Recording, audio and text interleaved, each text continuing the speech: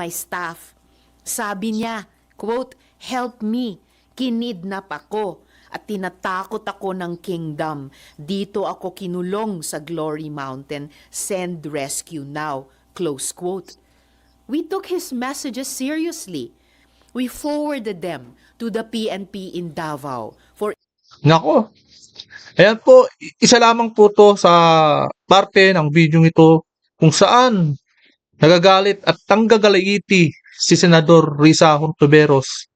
Ang pinatutukuyan niyang tao na sinasabi niya dyan ngayon sa press conference dyan sa Senado ay itong si alias Rene na kailan lang ay nakita natin at napanood po natin sa social media na nagpaliwanag at bumaliktad na po at isiniwalat ni Ka alias Karine ang mga pinaggagawa na kabalastugan nitong si Senator Risa Hontiveros. Kaya ito po, welcome po muna sa aking channel at muling nagbabalik ang inyong lingkod, Patch Press TV. Kaya panoorin po muna natin ang buong video at umpisahan po natin.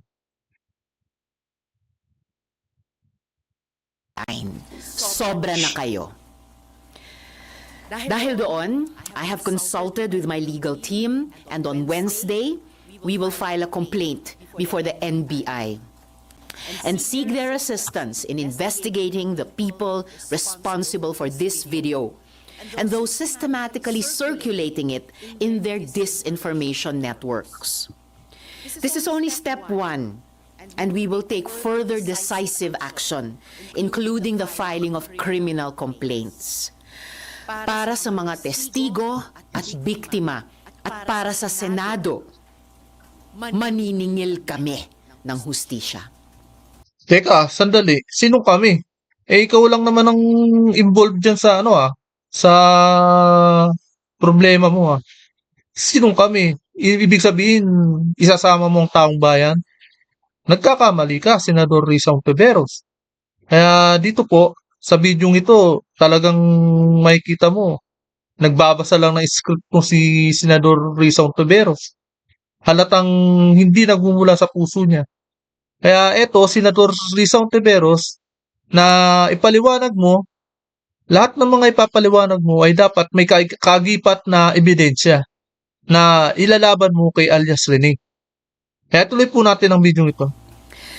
Now, last week, I promised na ilalabas namin ang mga ebidensya na patunay na nagsisinungaling siya. Yun, patunayan nyo lang na okay ang ebidensya. Kaso, ang problema, nasa posisyon ka ng senador. Kaya ikaw pa rin ang makapangyarihan. Lahat ng gusto mo, nasunod, di ba? Nasira mo si Pastor Kibuloy. At least, makapangyarihan ka pa rin dyan. Ano nga ba ang laban ni alias Rene? Kaya pero ito si alias Rene, talagang nasa puso niya at bumabaliktad na siya. Pero, puro mga recorded lang ang mga pinaggagawa ni alias Rene. Ano nga ba ang laban ng isang ordinaryong alias Rene? Laban dito sa nakaposisyon na si Senador Risa Hontiveros. Si Michael ang paulit-ulit na lumapit sa aking opisina. Hindi siya tinakot, hindi siya pinilit. Siya ang naghabol sa amin para magpahayag ng kanyang panig. Narito ang mga resibo. Noong December 14, 2023, he emailed my office. Sabi niya, quote, "Dati rin po akong worker ni Pastor Kibuloy. Tumiwalag dahil sa pang-aabuso at pananakit. Ngayon lang nagkaroon ng lakas ng loob dahil na rin sa takot. Baka ipapatay ako." Close quote. Grabe ka naman magsalita. Saan mo nakuha yung mga sinabi ni alias Rene? Hindi naman nanggugurgur yung KOJC. Sino magpapagurgur? Si Kibuloy? Naniwala ako. Hindi ho magagawa ng isang pastor na kagaya ni Kibuloy ang magpagurgur ng isang tao na kagaya ni alias Rene. Taliwas yan sa sinasabi niyang nakumbinsi daw siya na tumestigo para mabayaran. O totoo naman. Yan po, marami ka ng track record, Senador Risa Hontiveros, na mga witness mo na nagsisibaliktaran. At mga sa palagay ko, totoo naman ang mga pinagsasabi nila. Because we take some time to vet emails, nung pakiramdam niya ay hindi siya pinapansin, he messaged us 2 more times noong December 15, 2023 at January 28, 2024. Nasaan dyan ang pinilit? Muli, siya ang una at paulit-ulit na lumapit. He freely and voluntarily offered his testimony and assistance. Pangalawa, inutusan daw si Michael na idamay at idagdag sa testimonya niya si dating Pangulong Duterte at VP Sara Duterte. Yo po, kasi mahina po ang kaso nyo. Yung kaso nyo sa witness mo na si alias Amanda, mahina po ang kaso nyo eh. Kaya yan, lumapit kay alias Rene, naipaliwanag ni alias Rene na lumapit po sa kanya. At nanghihingi pa po ng mga ebidensya. Ito, sa akin lang, nawawalan po ng kredibilidad at nasisira ang konstitusyon ng Senado dahil sa'yo, Risa Hontiveros. Gawa ng ginagawa mong tanim witness. Marami nang nagsisibaliktaran ng mga witness tungkol sa'yo na inooperan mo raw. Diba? Kaya tuloy po natin ang video ito. Kalimutan na ata ni Michael na sa pinakaunang salaysay na siya mismo ang gumawa at nagbigay sa aking opisina, andoon na ang pangalan ng mga Duterte. Patingin-tingin pa sa gilid ah. Parang talagang halatang scripted yung mga pinagsasabi mo ah. Hindi po kasi nanggagaling sa puso mo ang sinasabi mo. Yan o, binabasa nyo lang. Halatang Sinulat niya, halata. quote, minsan po nagvi-visit doon si former Pres Duterte at VP Sara Duterte, close quote. Siya ang nagbigay at nagsulat niyan. Again, walang pumilit. Siya ang nagkusang loob. No one paid him. No one coerced him. I cannot stress this enough. In fact, on February 7, 2024, he was the one who asked us for money.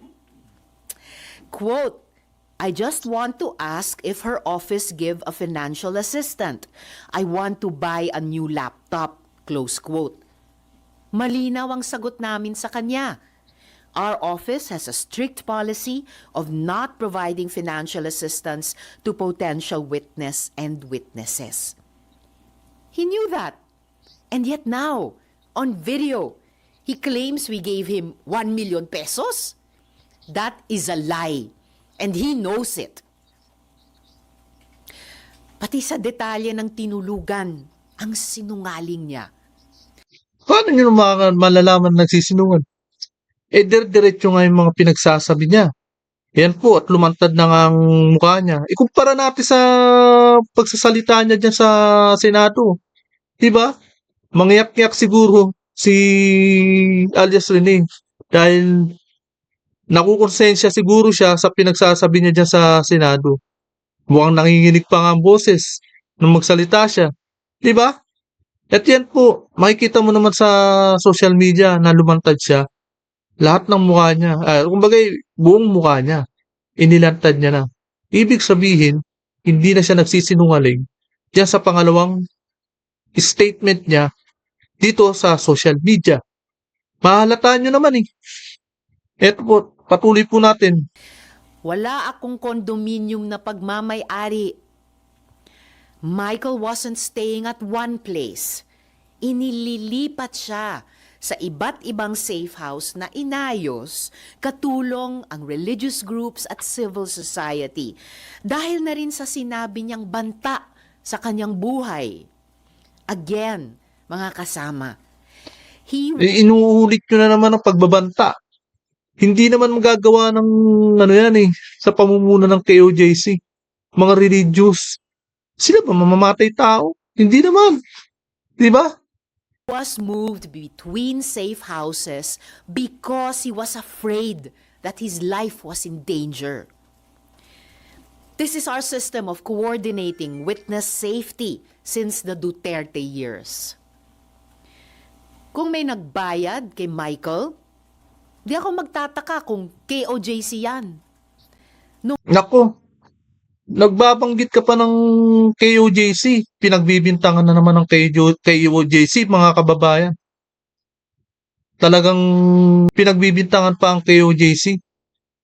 Madam, dapat may ebidensya kayo bago nyo sinasabi sa KOJC ang nasa likuran niyan. Sabi nga ni Atty. Torion, hindi nga na raw nila na-meet yung taong yan eh. Di ba?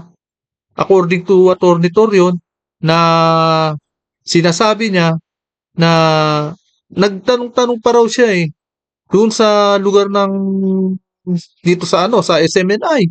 Tinanong niya kung ano kung mayroong totoong na yung tao niya na si alias Rene ay naging empleyado ng SMNI. Wala naman. Imagine nagtatanong pa si Attorney Torion. Ibig sabihin, wala silang kinalaman sa pagbaliktad ng taong yan. Yun po ang maliwanag. Kaya, kay Senador Risa Contiveros, dapat yung ebidensya muna ang patunayan nyo. Yung mga ilalatag nyo dyan na kailangan na may ebidensya bago kayong mapagbintangan ang religious ng KOJC. Malinaw naman po dapat yan. Noong February 22, 2024, umamin si Michael sa aming opisina na kinukumbinsi daw siya ng mga kakilala sa KOJC para mag-recant o magbumawi sa hearing. Sumbong niya, quote, "Mag-recant daw ako para mapahiya si Senrisa, especially daw yung mga nakita ko sa mga Duterte.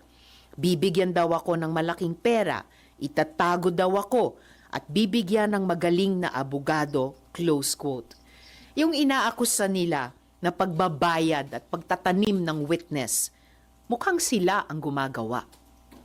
So, sino talaga ang may modus? I also want to note na nag-reach out sa amin yung ilang testigo pa sa Kibuloy hearing at sinabi na handa silang patunayan na hindi sila binayaran para tumestigo.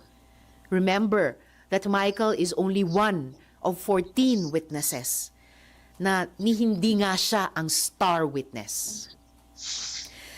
Michael also claims that I threatened him. Kaya yung paglantad ni alias Rene, nasabi nila hindi naman star witness, di ba? Marami kang star witness. Yan abangan natin.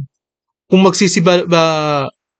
naaabangan natin na magkakaroon ng pagbabaliktad diyan sa mga witness mo. Di ba?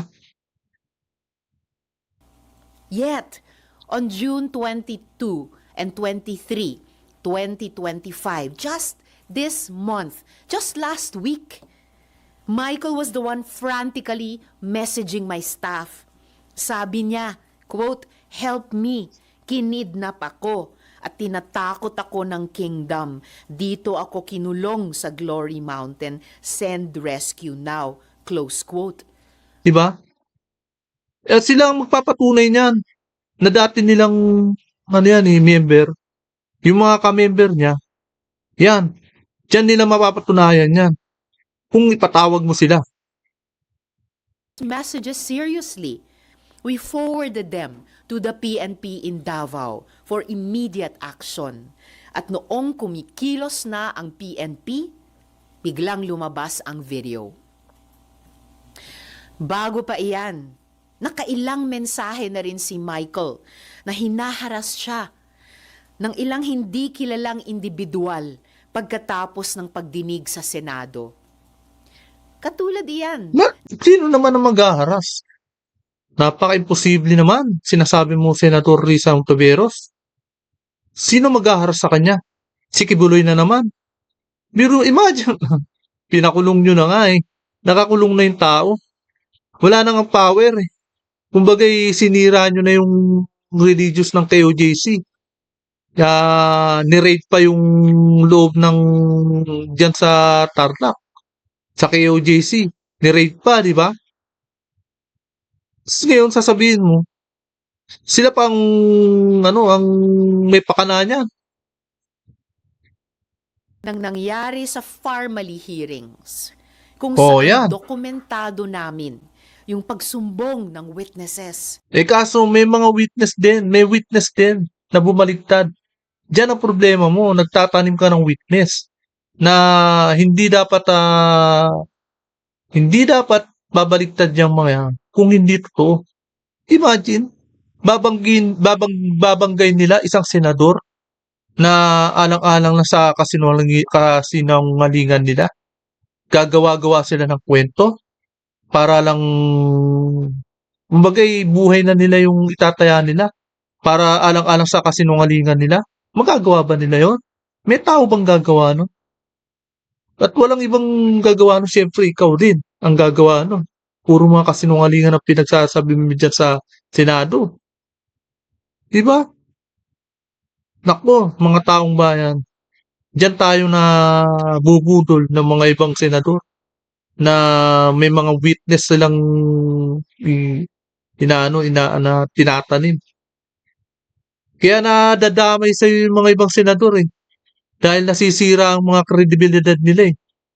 Ng mga taong bayan na namomonitor nila tuloy at nasusubaybayan nila ang mga kasinungalingan na nangyayari dyan sa hearing.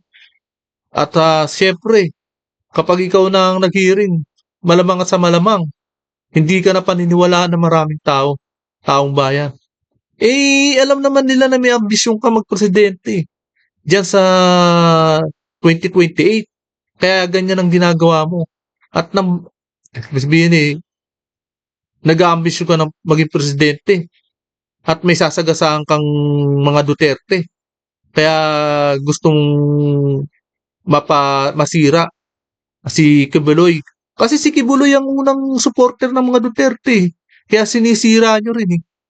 Kaya tuloy natin ang video ito. Na siya ay tinakot at hinaras ng kampo ng Farmally.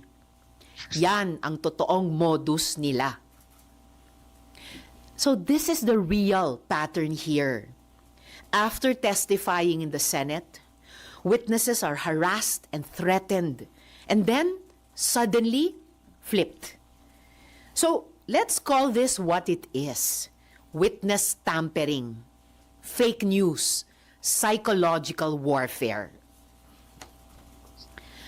Ang mga kasinungalingan ay insulto sa pagdurusa at tapang ng mga witnesses. Tandaan natin, 14 sila. Mga witnesses na naglahad sa mga abusong ginawa sa kanila ni Kaso ang problema, Senator Risa Ontiveros, kahit na 14 yung witness mo, mahina pa rin ang kaso. Di ba? Kitinan nyo, kaya sabi nga ni Pastor Kibuloy diyan na sa hearing nasa korte na ang kaso. Kaya hindi na siya nagsasalita nung pinatawag ninyo si Pastor Kibuloy. Di ba? Hindi na nagsasalita dahil nasa korte na ang kaso.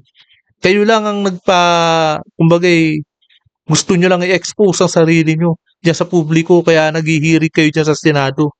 Paano? May ambisyon, kaya ganyan ang nangyayari. Kibuloy at ng KOJC. Sinungaling na nga, nang haharas pa. Michael, Grabe ang paratang. Sino pa ang kabaliktaran ng ginagawa ninyo? Kayo ang nanghaharas. Ginamit nyo nga yung PNP. Kaya tanong dito kung sino ang nanghaharas. Kabaliktaran naman na sinasabi nyo. Senador Risa Ontiveros. Exposed people who trusted the Senate with their stories. And these are people who were already afraid. Now they are in danger.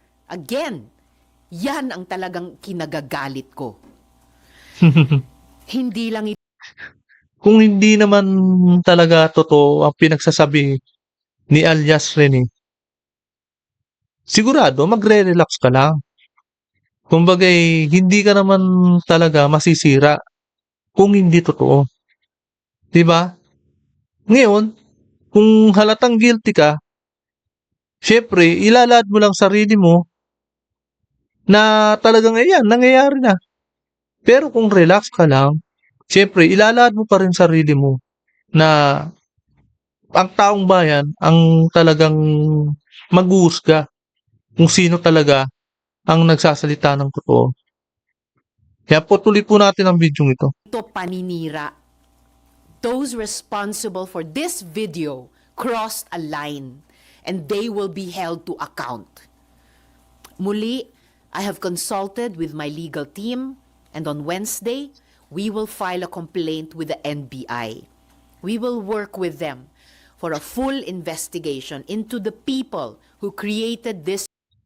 Yan po. Diba? May NBA ka na, may PNP ka pa. Pero ang mali lang talaga kay alias Rene, nag-oath po siya, sumumpa po siya dyan sa Senado.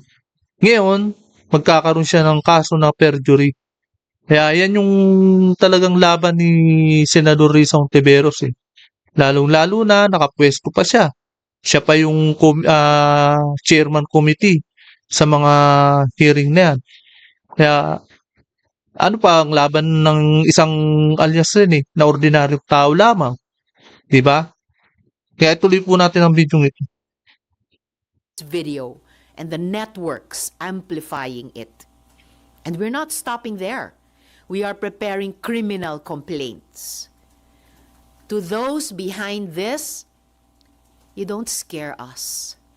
But you should be scared of the truth.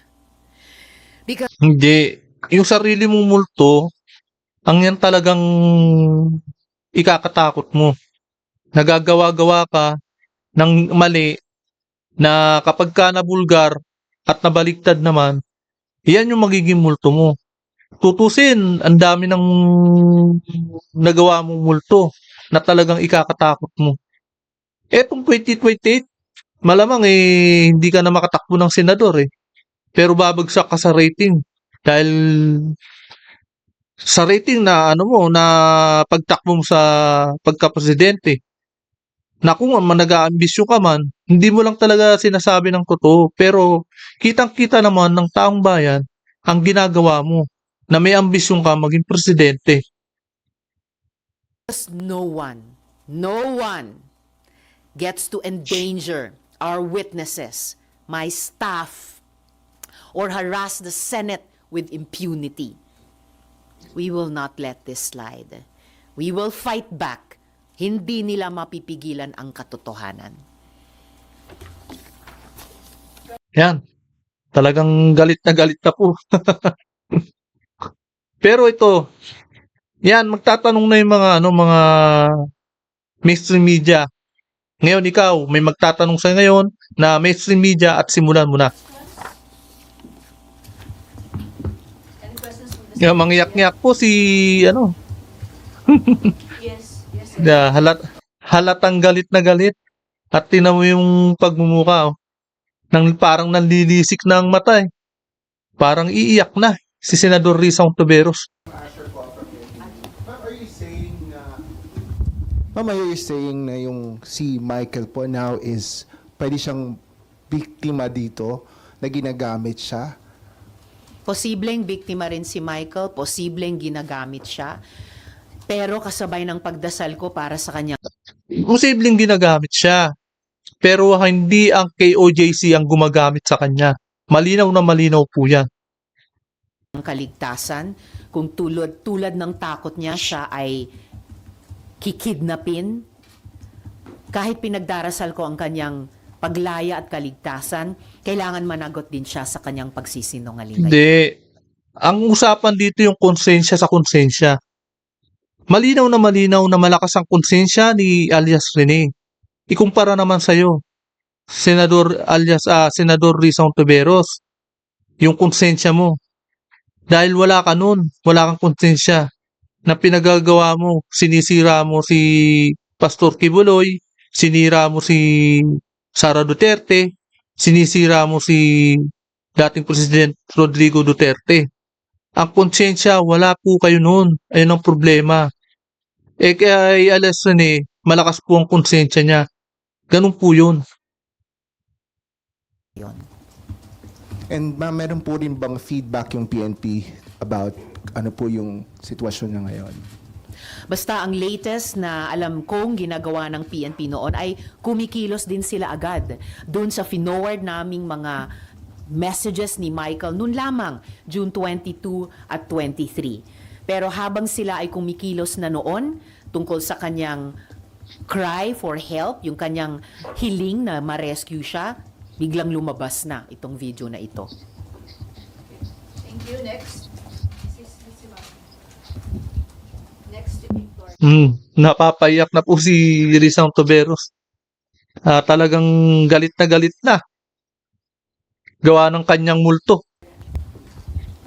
Sen Ann po from Brigada. Ma'am, after lumabas yung issue about kay alias Rene, si Attorney Roque said that ang dami niya raw pong imbento and he even encourages the public po na magsampa ng ethics complaint against you para mapatalsik sa Senado. Any comment po regarding this? Yan, pero hintayin natin ang 20th Congress, yung pagpasok ng mga bagong senador. Hindi naman natin alam kung ano yung nasa iisip nila, pero maaari pinag-iisipan na rin nila na yung gagawin nila maging laban kay maaari hindi natin masabi. Baka nagpaplano na rin na magkaroon ng ethics complaint para kay Senador Risa Ontiveros. Kasi nadadamay po sila nadadamay yung mga kasama niya. Nadadamay ang pagkasira ng kredibilidad ng Senado. Gawa nandiyan sa pinagagawang multo ni Senador Risa Ontiveros. Di ba? Bukas sa kahit sinong mamamayan na mag-file ng ethics complaint. Pero parang si Harry Roque ang maraming sinasabi. Umuwi muna siya, humarap muna siya dito sa Senado, haharapin ko siya kahit saan. Pero ngayon, bitawan na niya yung buhay pugante niya. Hindi po. Hindi siya pwedeng umuwi. Dahil hindi naman kapani-paniwala yung mga pinagagawa ninyo eh. Wala naman kayong yung kumbaga hustisya na hinahanap kay Harry Roque. Kumbaga si Harry Roque ngayon ang naghahanap ng hustisya. Puro mga tanim ebidensya lang ginagawa nyo eh. Sen, after nung call ni Sen Roque, may ilang netizen na sabi nila baka raw kayo pinupuntirya kasi baka daw natitreten for you kasi baka daw tumakbo kayo for 2028 election. Sa tingin niyo po Yan ba na, may ang tanong dyan. possibility po ba na may ganung angle kaya pinupuntirya po kayo? Anything is possible, pero para sa akin, saka na yung ganyang mga usapin na iyan, tututok muna ako dito sa mahalagang isyong ito na may kinalaman sa trabaho ko sa Senado. Oo, dapat na resolve mo yung problema mo. Dapat lang. Di ba? Kasama na po syempre yung pagiging senator judge sa isa pang importanteng proseso.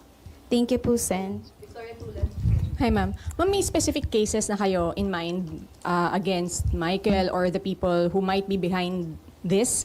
At yung KOJC ba part of yung mga taong sasampahan nyo ng kaso? Finalize po namin ang mga kasong ihahain namin simula sa Miyerkules sa Bakit ninyo kakasuhan ng KOJC? May ebidensya na ba kayong masolido? Kaya nyo kakasuhan ng KOJC diyan sa likod siya ba ang nasa likod ni alias Rene? May mga ebidensya na ba kayo? Ito talaga si Senator Risa Ontiveros, wala ka pang ebidensya.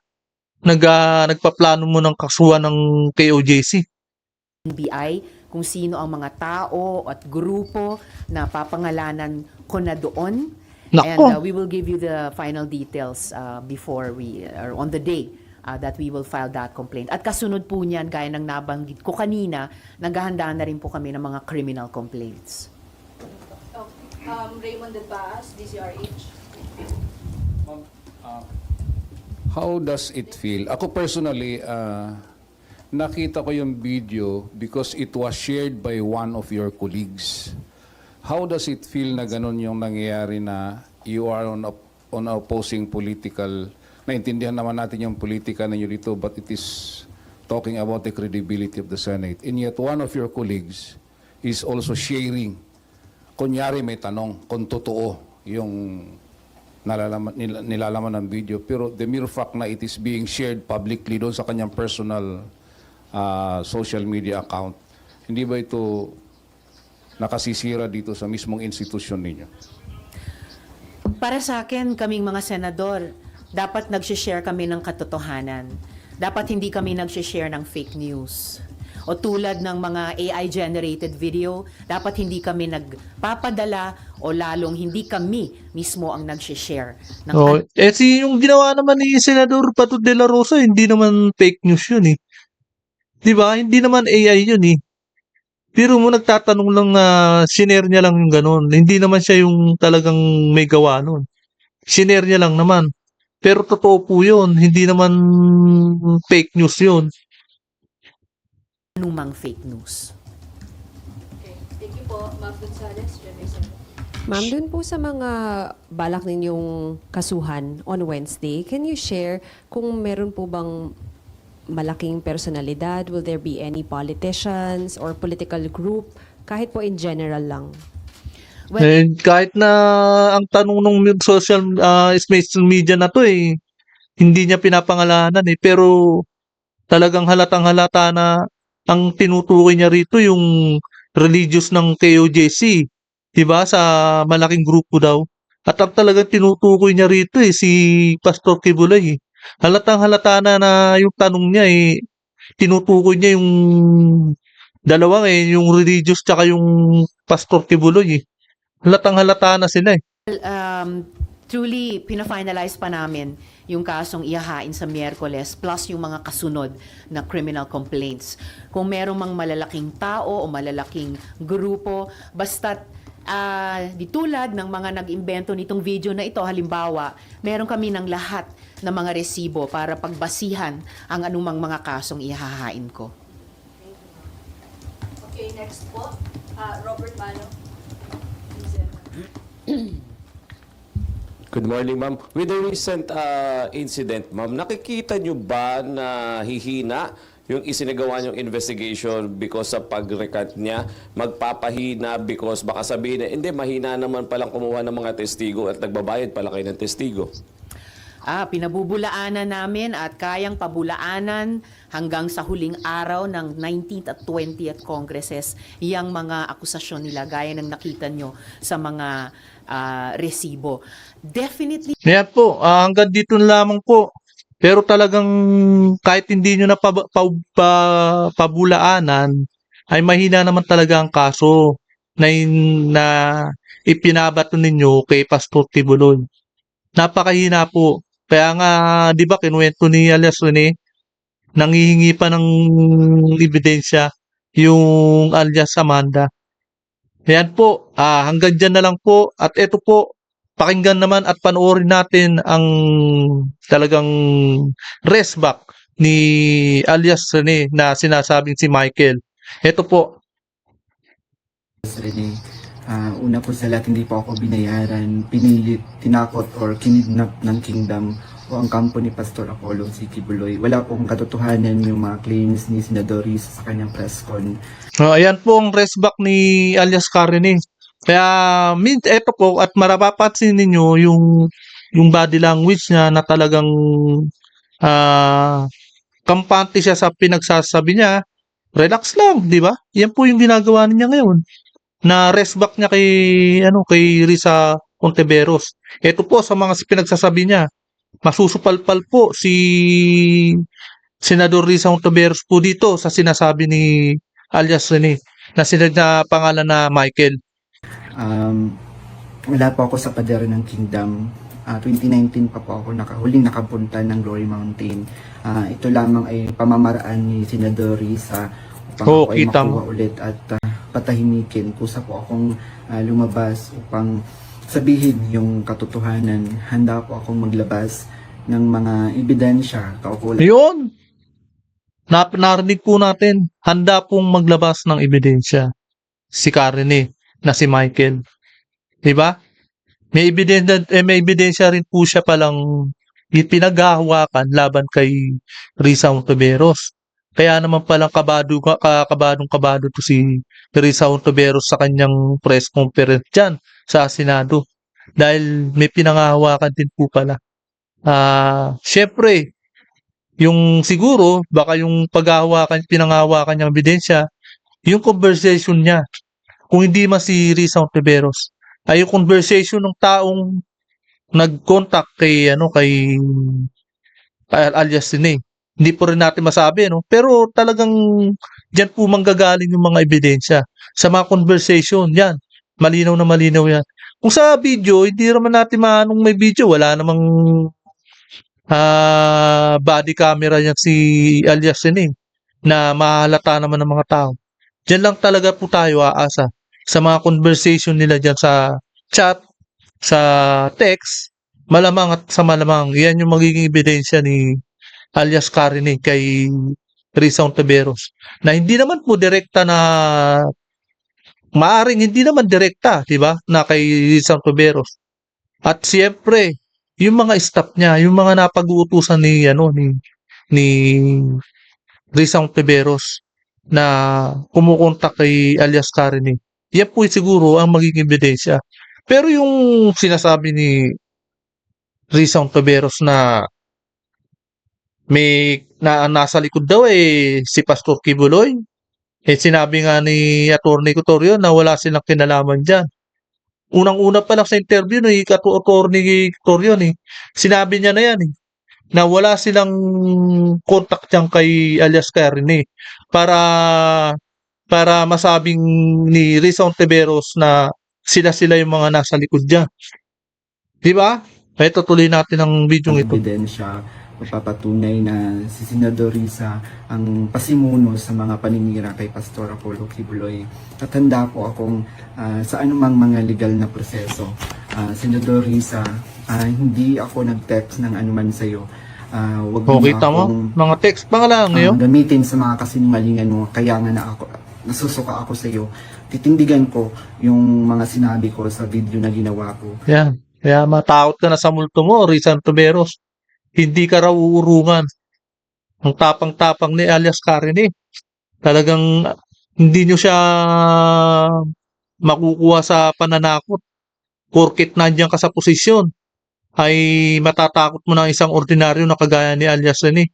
Malay natin, yung mga ibinayad na pera, baka yan yung maging ebidensya pa. Diba? Tutuloy po natin. Kusang loob ko itong ginawa para matahimik na yung konsensya ko. Uulitin Ayun, ko, hindi ko diba? ako binayaran, pinilit, kinidnap ng Kingdom ang kampo ni Pastor Apollo Kibuloy.